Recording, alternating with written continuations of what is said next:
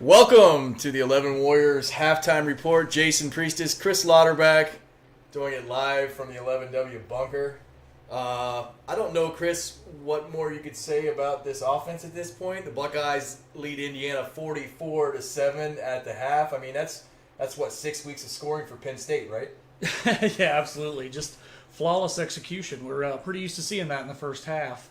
It's been a theme the last couple weeks, and obviously today is just an assembly line of double-digit yardage plays and marches to the end zone. Yeah, looking quickly at how it happened, Indiana came out, got a touchdown on their first drive of the game.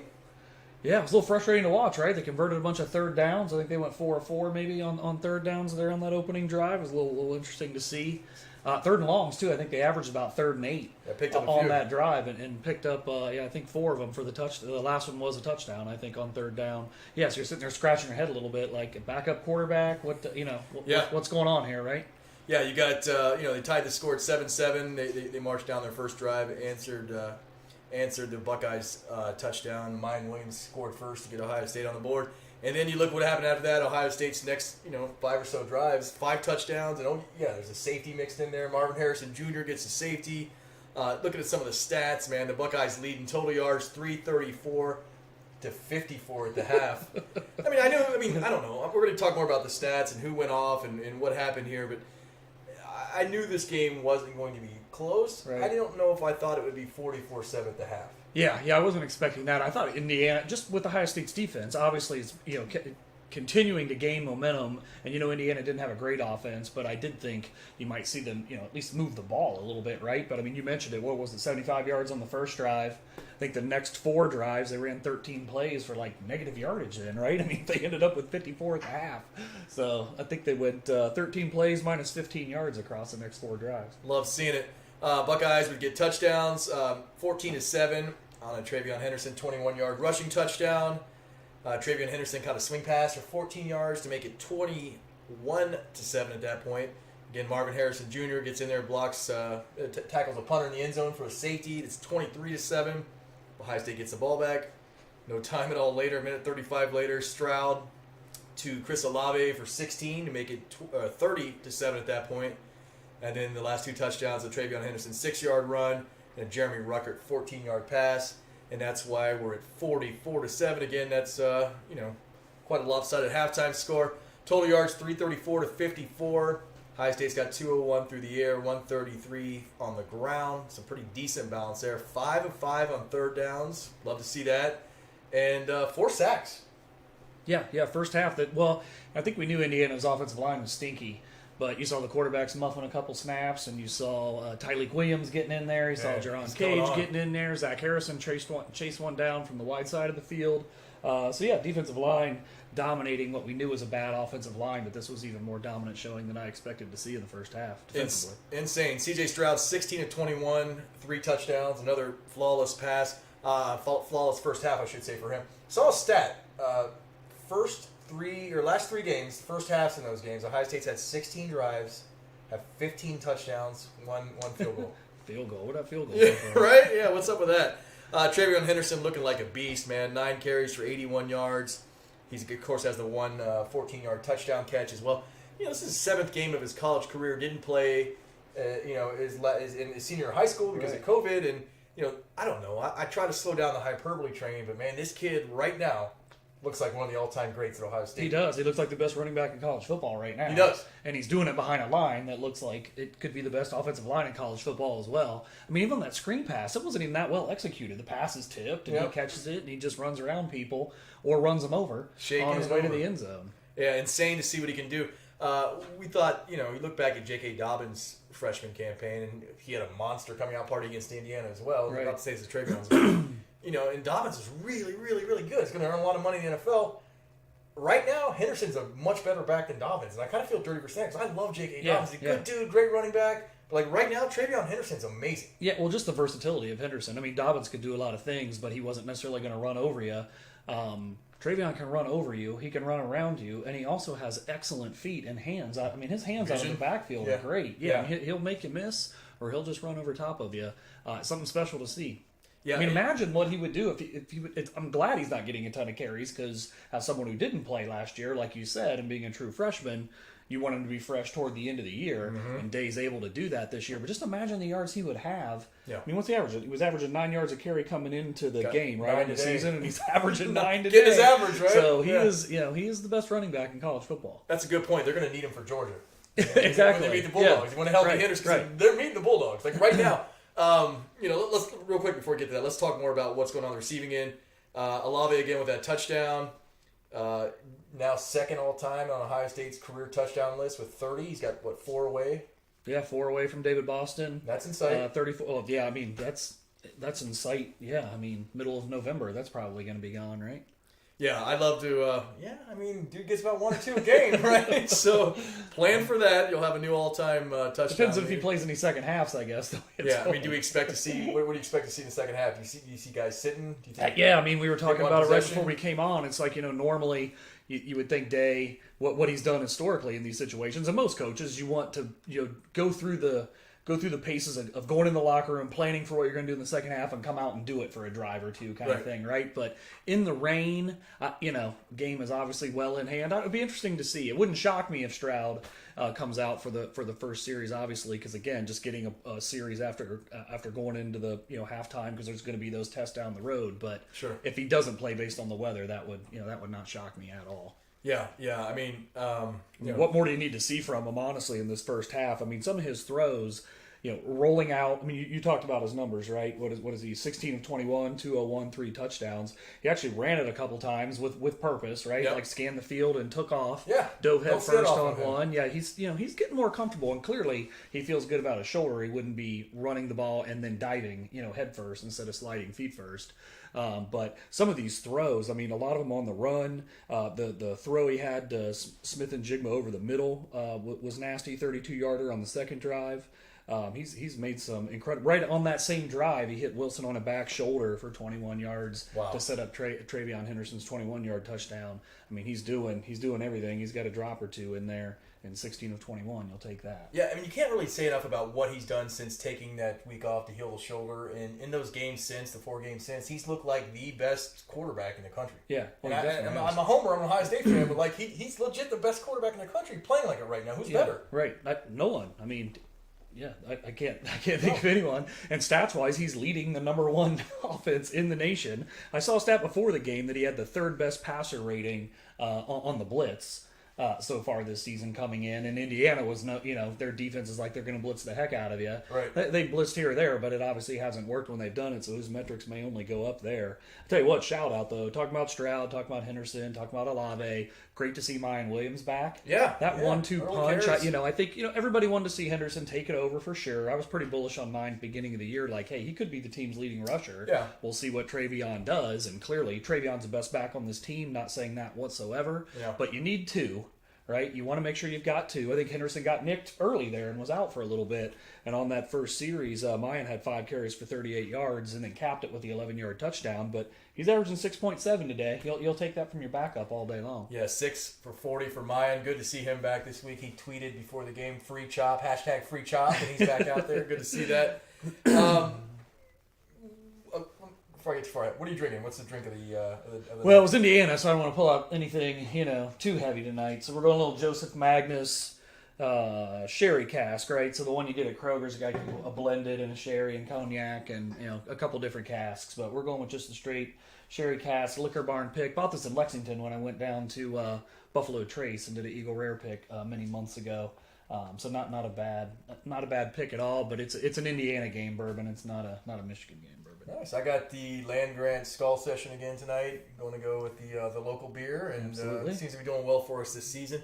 I haven't drank anything that I drank for the Oregon game, so stay away from that the rest of the year. Kind of not do that. I got some people weighing in on the live stream. Austin Heyer says, still don't trust the defense. They give up a long touchdown drive every first drive when the other offense is on script. They won't be tested by a good offense for a while. The offense is nuts. Any objection to that? No, I mean, I'm not sitting here telling you that I trust the defense. I'm saying I trust the offense so much that college football's changed a little bit. I mean, when Nick Saban comes out and says that offense is what wins, you know it's the case, and that doesn't mean you can trot out a trash defense by any stretch. But Sure. I do think this defense is getting a little bit better tonight, though. I agree. I mean, this is not even a test, right? Between the weather and they're on their fourth quarterback before Penix wasn't even a consideration tonight. So obviously Ohio State's going to eat. That first drive was a little wild, but you make adjustments, and I mean literally negative yardage on the rest of the plays in the half. So you got to give them something for that. Yeah, Andrew Boudreau says all of my in-laws are IU fans. I couldn't be more ecstatic. Let's put 100 on them. Thanksgiving. Sounds like that marriage is going Yeah, well. marriage is doing well. Thanksgiving's going to be a little awkward for you, Andrew. But I put out a tweet in the first half saying, we want Georgia. Like right now, like I wouldn't have been saying that a few weeks ago. But like if you look at the picture right now, what teams would you be nervous to play right now nationally? I mean, I'm not really nervous to play any of them. I think Ohio State's got a shot. I'm not saying anybody. scared, but nervous. Yeah. Like, Georgia's obviously, seems to be the cream of the crop. But I mean, Bama? They kind of have a similar story as Ohio State, right? Like they've got this great defense. I don't know anybody is scared to death of their offense, right? Ohio State's just kind of the inverse of that. Yeah. So I mean, that'd be a great battle to see. But these days, great offense beats great defense. This isn't 20 years ago. So, but you saw what Oklahoma did today. They they look like hot garbage.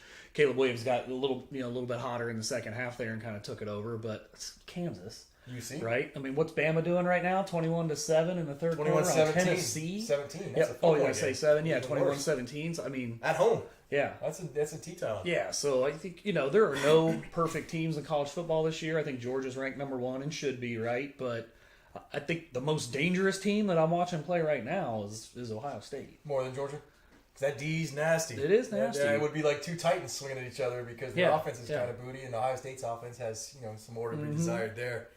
I don't know. I mean, I think you got to include Bama in that conversation. Oh yeah. Until they lose again at least, and then what about Ohio State UC on a neutral field right now? I love Luke Fickell. I think Ohio State would win that game by double digits. I think they'd be favored by, I'm not much of a gambler, but I think they'd be favored by almost double digits, probably at least 9.5 or something on a neutral field. I think about right, maybe a little more as well. Could be more. Yeah, could be more. Yeah, let's look at some other scores today in the top 25. Of course, Alabama's leading Tennessee 21-17. Again, that game's in T-Town, probably much closer than Bama wanted. Got to get the ball to jam on some more, man. It's clearly the issue there. USC down 17-3 at number 13 Notre Dame, and that's just just kind of speaks more about how bad USC is these days. Because if Notre Dame's roughing you up, you're pretty bad off.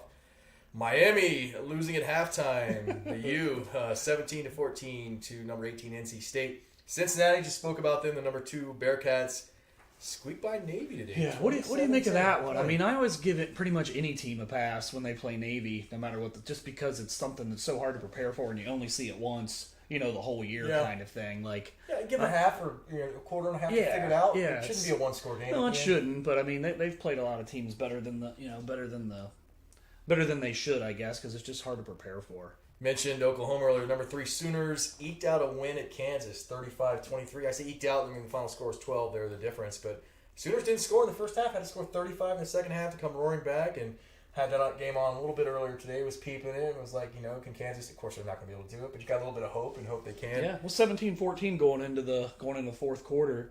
Kansas was actually leading, and then Oklahoma outscored them 21-6 in the fourth quarter. I did think it was pretty cool. Was it their official account that tweeted out the thing of, hey, we're letting anybody in if you want to come in. You don't need a ticket. That's how you know you got a ticket. Yeah, just tell the whole state to come in your game. That's pretty sweet. But they showed some of the images, and you could see that some people actually must have abandoned the tailgate. Why not? If they tailgate there, I have no idea. Number 6 Michigan 33, Northwestern 7. Wolverines had no problem at all.